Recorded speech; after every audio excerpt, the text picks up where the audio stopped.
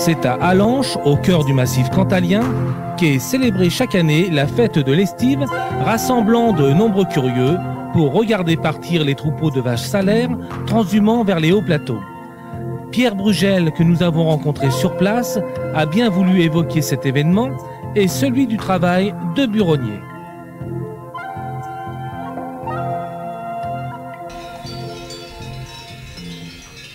Pour moi, l'estive, vraiment l'expérience de l'estive, ça a été une découverte assez tardive. Mes parents étaient des petits fermiers de la Châtaigneraie, nous avions 4 vaches, elles restaient toute l'année à la ferme et bien entendu, j'avais entendu mon père parler de l'époque où il était à la montagne, mon grand-père aussi, mais pour moi c'était des récits. Et puis ma première expérience de l'estive, finalement, c'est ici à Allanche. J'y étais dans les années 59-60 comme instituteur. J'avais un petit logement au-dessus d'une maison de ferme, là-haut sur ce qui est devenu la place du Césalier et qui était à l'époque le foirail d'Allanche. Et puis, à l'époque de la descente ou de la montée, subitement, un jour, le foirail était plein de vaches. J'ouvrais les volets le matin pour aller à l'école, j'ouvrais à 7 heures pour aller à l'école à 8 heures. Pendant les premières heures du jour, les trains avaient amené des vaches. Elle est grande cette place, hein, et elle était pleine de vaches, de belles bêtes. Et je me disais quand même, hein, si tu avais un troupeau pareil, au lieu des 4 vaches de ton père, eh ben, tu perdrais pas ton temps dans l'enseignement, hein, parce que bon, il y a bien quelques satisfactions, mais pas autant qu'on croit. Je me disais, tu te ferais éleveur de vaches. Et c'était plein de vaches, elles beuglaient, elles rappelaient les veaux. Et alors, je me rappelle qu'en haut de la place, il y avait 2 cafés. Les vachers étaient là en train de prendre le café du matin. Et les petits pâtres, ceux qui avaient 14, 15, 16 ans, autrefois ils étaient plus jeunes encore, ils étaient à l'entrée là-haut de la route qui monte vers Landera ou à l'entrée de la route de Pradier, et ils essayaient de maintenir ces bêtes parce qu'on voyait que ces bêtes, il y avait une force, elles étaient arrêtées là contre leur volonté parce qu'il y avait quelque chose qui les poussait intensément à prendre la route et à prendre la route des sommets, des hauts plateaux. Elles savent, les bêtes, elles savent que là-haut il y a davantage d'ultraviolet, que l'herbe y est meilleure et que le temps qu'elles y passent, c'est en quelque sorte un peu leur paradis.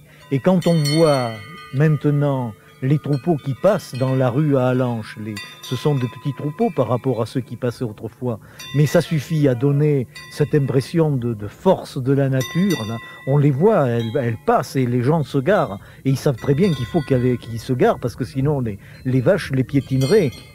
Et vous avez vu que le travail pour amener les bêtes à la montagne, c'est plutôt de les tenir devant, de les empêcher d'aller trop vite, plutôt que de les pousser derrière. Hein. Il y a une force de la nature, il y a quelque chose là qui est branché sur les temps les plus anciens, parce que finalement on nous a raconté que les lapons élèvent des rennes et qu'on se demande qui a élevé qui, puisque finalement les troupeaux de rennes donnent l'impression qu'ils se déplacent à leur guise, que les lapons les suivent. Moi je pense que ça a été pareil ici pendant longtemps. Les gens qui ont commencé à domestiquer la vache, ils ont suivi des troupeaux dont ils n'étaient pas totalement maîtres, et l'été les vaches montaient et l'automne elles avaient tendance à redescendre dans des endroits plus abrités des rigueurs de l'hiver. Donc c'est comme ça que peut-être s'est fait la domestication, mais il reste encore sur les vaches d'aujourd'hui, celles qui sont montées plusieurs fois la montagne, une trace de cet instinct. On le voit bien quand elles passent, il y a quelque chose qui les tire, il faut qu'elles arrivent là-haut. Et alors si le veau traîne, elles beuglent, hein, et voilà, et c'est ça la montée des vaches à Allanche, et la bouse qui tombe dans les rues, parce que à cette époque-là de l'année, la bouse est molle, et puis je vois des gens, il faudrait les éduquer, excusez-moi d'en sourire, mais enfin, ils marchent dans la rue, ils évitent les bouses, et non, pied droit ou pied gauche, selon la religion, selon ce que vous voudrez, mais c'est le bonheur assuré. Alors quand même, vous êtes à Allanche, vous êtes venu à Allanche, venez chercher un peu de bonheur, mettez les pieds dans la bouse quand même, c'est la moindre des choses, c'est le moindre hommage, c'est le petit hommage qu'on peut rendre à la vache rouge de Salers que de mettre le pied dans sa bouse. Mais la transhumance ne va pas sans le métier du buronnier. Est-ce que vous pourriez me parler du buronnier? Ah, le métier du vacher, le métier de vacher de montagne, c'est un métier que je connais par les livres, hein, puisque mon père a été un peu pâtre, mais il n'a jamais été vacher de montagne. Il était bouvier, c'est-à-dire que lui, il utilisait les bœufs ou les vaches pour faire de la traction et du labour. C'était un autre métier. Le métier du vacher, c'était un métier assez compliqué en ce sens que le vacher était responsable sur sa paye de la qualité du fromage qu'il fabriquait. Et quand le fromage était pas bon, on lui faisait des retenues. Bien entendu, tout le monde a compris, quand le fromage était très bon, le patron qui avait vendu le fromage se frottait les mains, il l'avait vendu à un bon prix. S'il était un très bon patron, il faisait une étrenne, mais enfin, le vacher n'était pas intéressé au pourcentage. Et donc, le vacher avait la responsabilité des bêtes, du troupeau, de leur santé, de la fabrication du fromage et du personnel qui était avec lui. Si le troupeau était un petit troupeau d'une trentaine de vaches, un vacher seul arrivait à traire. En fin de traite, le lait était encore chaud et il pouvait cailler. Si le troupeau dépassait les 30 bêtes, s'il atteignait les 50, les 60 bêtes, pour la raison que je vous dis, il fallait la deuxième, pour que le lait se tienne chaud dans la gerbe, il fallait un deuxième homme pour traire, et c'était un homme qu'on appelait le boutillier dans notre région, et qui était quelqu'un qui apprenait auprès du métier du vacher, finissait d'apprendre son métier. Celui-là aussi savait fabriquer le fromage. Et c'était donc les deux, le maître, le vacher, le bouteiller. Et puis il y avait le troisième qui était le petit pâtre. Celui-là, son travail, c'était de garder les bêtes. C'était celui qui travaillait le plus, en quelque sorte, en durée. C'est celui qui gardait les bêtes. Il partait du parc le matin, après la traite du matin. On se levait à 4 heures, on trayait. À 6 heures, il faisait faire le parcours dans la montagne aux bêtes.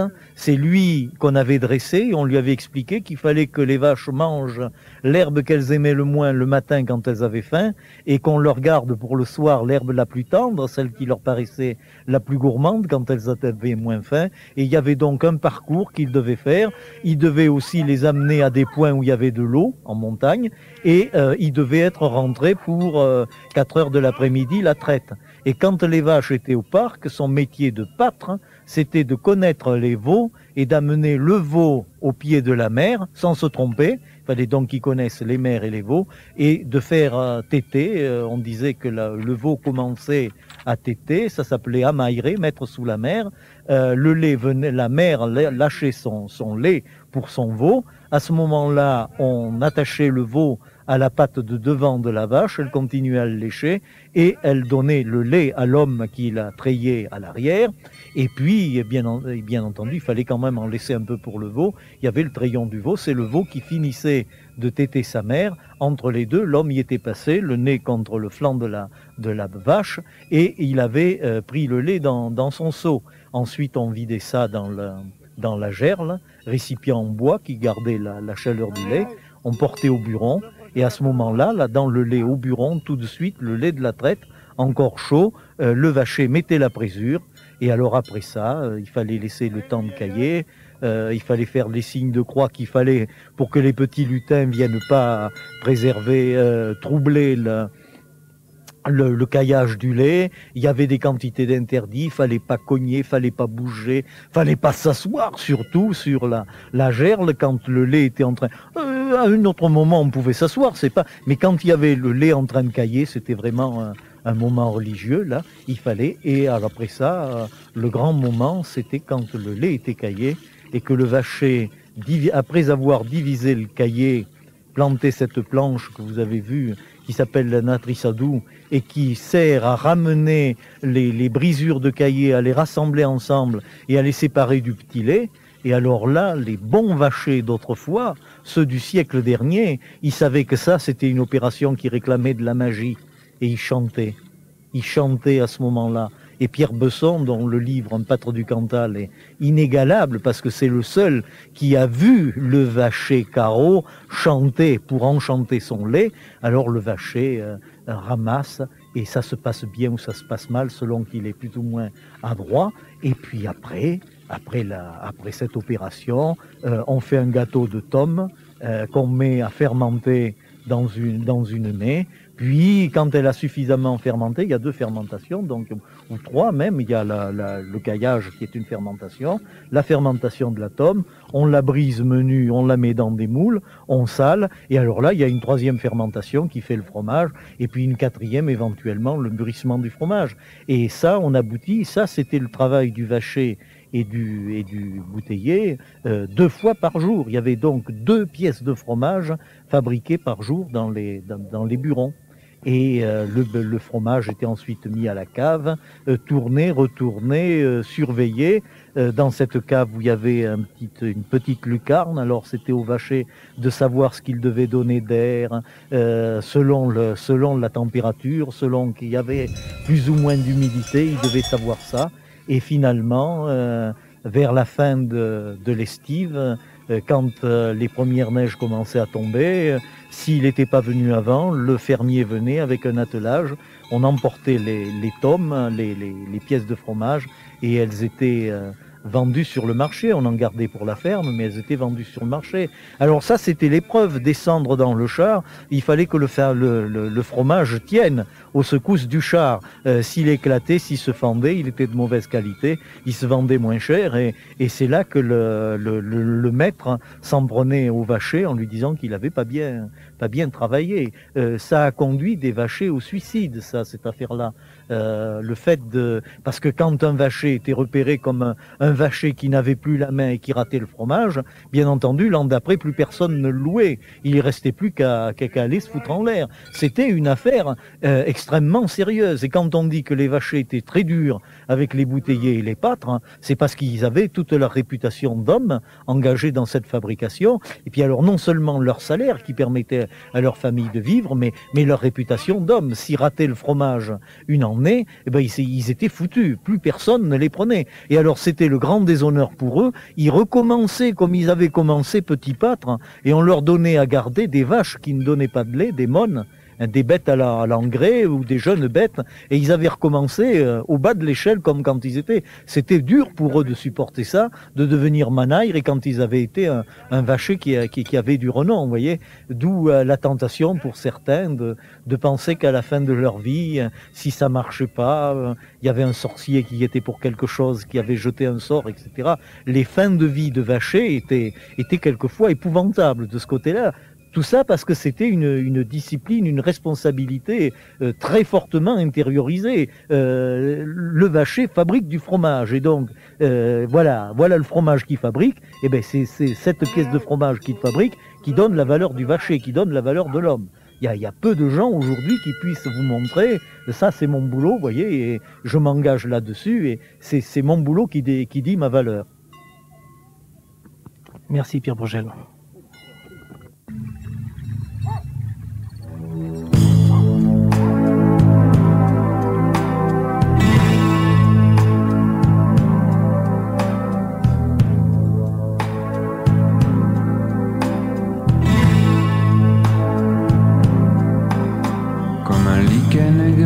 Sur le flanc d'un rocher, comme un loup sous la voie lactée, je sens monter en moi un sentiment profond d'abandon. Par mon âme et mon sang, col de la croix mourante, je te garderai, je te garderai. Quand un bruit d'abattu, les giboulées seraient, je cherche ton nom. Oh, je meurs, mais je sais que tous les éperviers sur mon âme veilleront. Par mon âme et mon sang, col de la croix mourant, je te garderai, je te garderai. Pour ce monde oublié, ce royaume enneigé, j'éprouve un sentiment profond, un sentiment si lourd qu'il m'enterre mon amour. Je te garderai, je te garderai.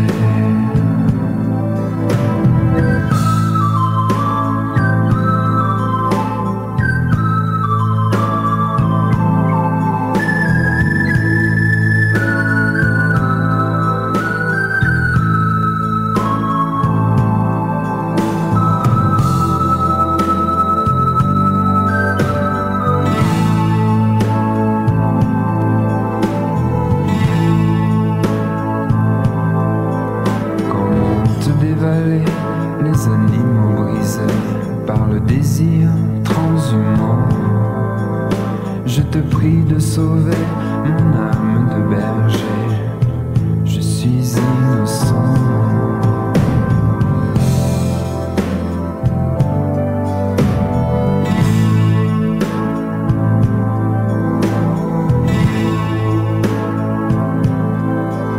Pour ce monde oublié, ce royaume enneigé, j'éprouve un sentiment profond, un sentiment si lourd qu'il m'enterre au monde.